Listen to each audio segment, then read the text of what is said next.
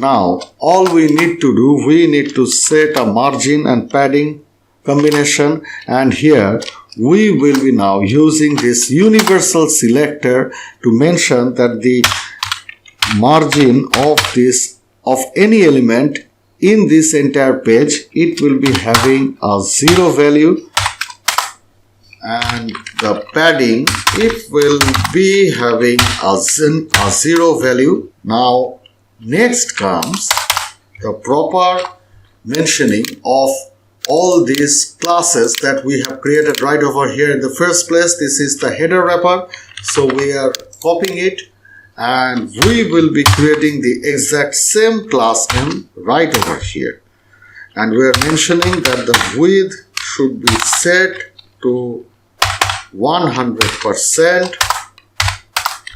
the height,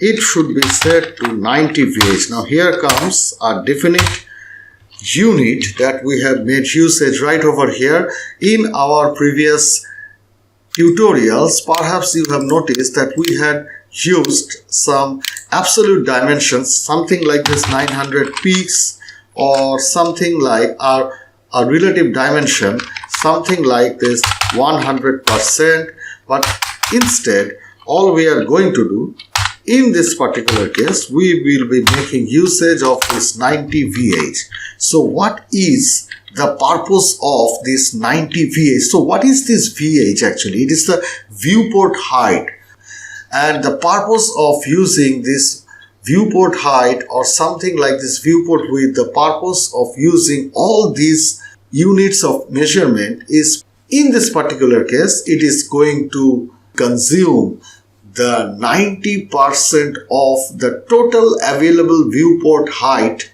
into the display device width. So if we right now put something like this background color, and if we make any kind of usage of any kind of hexagon color code here, we'll just see what happens here. Press Ctrl S. We can see that the height is set to this 90 VH and the background color is set to something. So if we now head back to our project and reload, we can see that practically a container appears. This is a red colored container which is occupying the 90% of the available viewport height into our project. Now if we press Ctrl Shift M, we can see that for this mobile device display width or display height, we can see that the same thing comes again. The viewport height is right now consuming up the same amount of 90% of the available display device that we have seen for a full dimension, full scale desktop browser. So we have practically consumed up to 90% of the total available viewport height in this particular case. So that is why we have made usage of this individual 90 VH property here, and all we are going to do, instead of this F00, that means instead of using a red color, we will be making usage of this gray color here. Let's reload. So this is the result. Now let's customize the image holder that we have created right over here. In the next case, we have created this class name image holder, so we need to customize it into our style sheet document, and here we will be mentioning the width to be 100%. So the width is 100%. In this particular case, we are mentioning that the display is block. In the next case, as we had mentioned the display to block, so we will be now mentioning the margin to 0 auto condition. Now in the first case, we will be making usage of this background color to understand that everything is working quite well. So we will be making usage of this background color, which is RGB, and it should be something like 131, 148 and 158. And as we can see that immediately a different shade of gray appears right over here.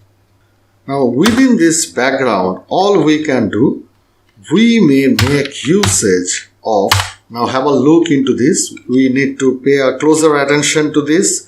We will be in the first case making usage of an RGB color which will be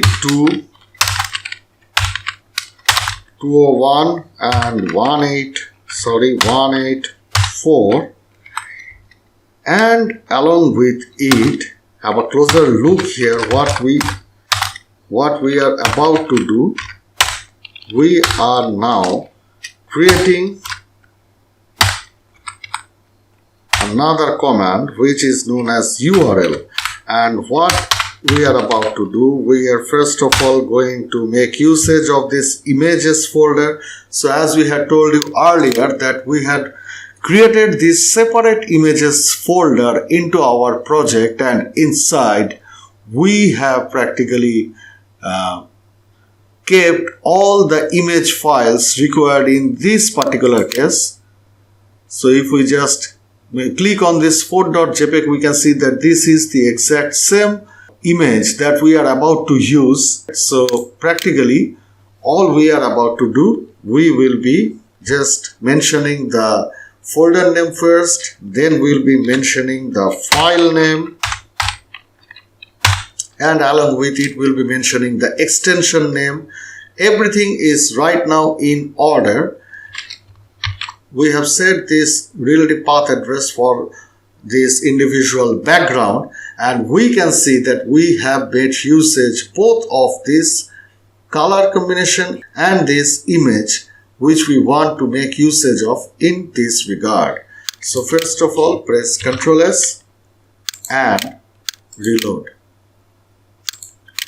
So the image doesn't appear here. Why it doesn't appear? We haven't defined all the properties yet. So all we are going to do in this case, first of all, we are mentioning that the images, it will be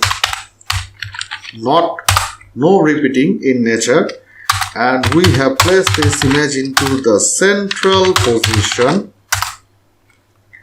Next, we need to mention that the background size, the background is practically supposed to cover up this entire image, this entire block level element or the div element, and we need to mention the background blend mode because the purpose is to blend both the color and the image.